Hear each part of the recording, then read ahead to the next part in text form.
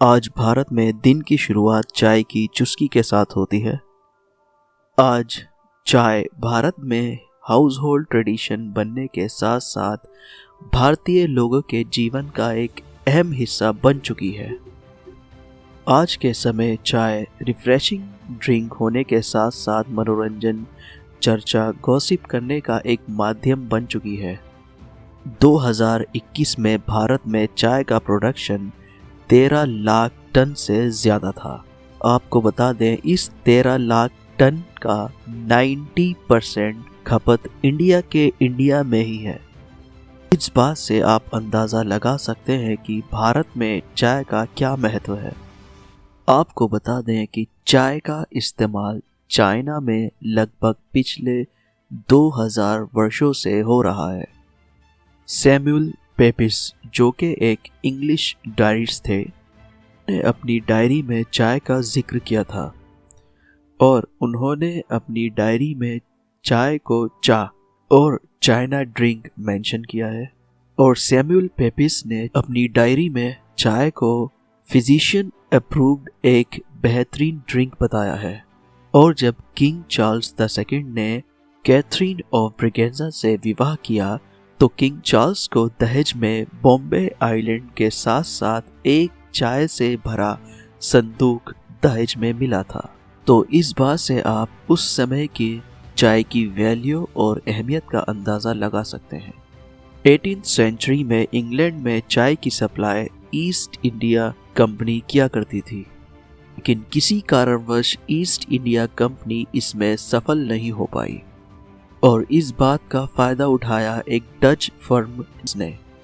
इस फर्म ने इंग्लैंड में चाय की सप्लाई धड़ल्ले से शुरू कर दी, लेकिन ये चाय क्वालिटी में इतनी अच्छी नहीं थी, जिसके चलते ब्रिटिश लोगों द्वारा अनहेल्दी बताकर रिजेक्ट कर दिया गया और इसी कारणवश ये चाय भी ब्रिटिश मार्केट में अपना स्थान नहीं बना पाई।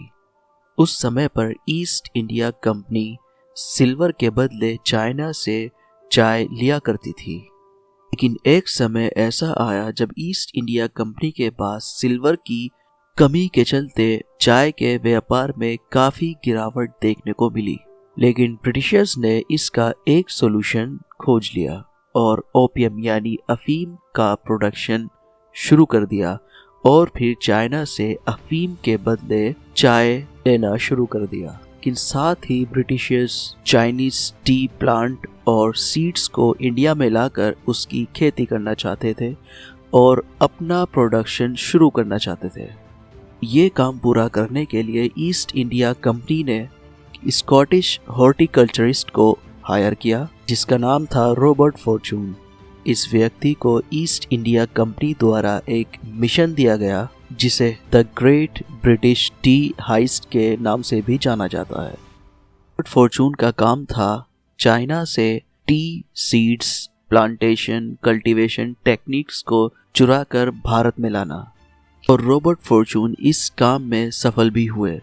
वो चाइना से अपने साथ टी प्लांटेशन के कुछ छोटे छोटे पौधे और सीड्स भारत लाने में कामयाब रहे और फिर इन सीड्स और प्लांट्स को कलकत्ता ले जाया गया।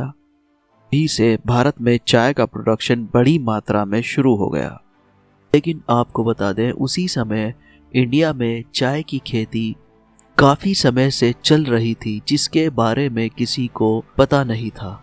स्कॉटिश पर्सन रॉबर्ट ब्रूस ने डिस्कवर किया कि असम में सिंगपो ट्राइब काफ़ी सालों पहले से ही चाय की खेती कर रही थी। ये भी पता लगाया कि असम की वेदर कंडीशन और वातावरण चाय की खेती के लिए अनुकूल है। रॉबर्ट ब्रूस ने चाय का प्रोडक्शन कमर्शियल लेवल पर कराना शुरू कर दिया और ये प्रोडक्शन दार्जिलिंग और पूरे असम में फैलता चला गया। और फिर एक समय ऐसा आया जब Indian T England, Scotland, Ireland, United state तक पहुंच गई और 1901 तक भारत टी का सबसे बड़ा मार्केट बन गया।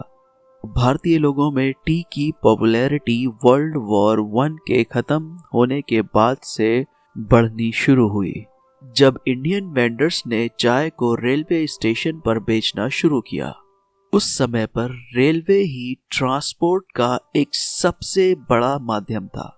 इसके चलते चाय बहुत कम समय में बहुत ज़्यादा लोगों तक पहुंचना शुरू हो गई। उस समय पर सिर्फ ब्लैक टी ही बना करती थी, लेकिन कुछ वेंडर्स ने इसमें एक्सपेरिमेंट किया और दूध मिलाना शुरू कर दिया। ये एक्सपेरिमेंट और बदलाव लोगों को काफ़ी पसंद आया, जो कि आज भी चला आ रहा है। 21st सेंचुरी आते आते इंडिया में चाय का 70% कंजम्पशन होने लगा। तो ये थी चाय की हिस्ट्री और उससे जुड़े कुछ फैक्ट्स। उम्मीद है वीडियो आपको पसंद आई होगी। मिलते हैं नेक्स्ट वीडियो में ऐसे ही किसी इंटरेस्टिंग टॉपिक के साथ।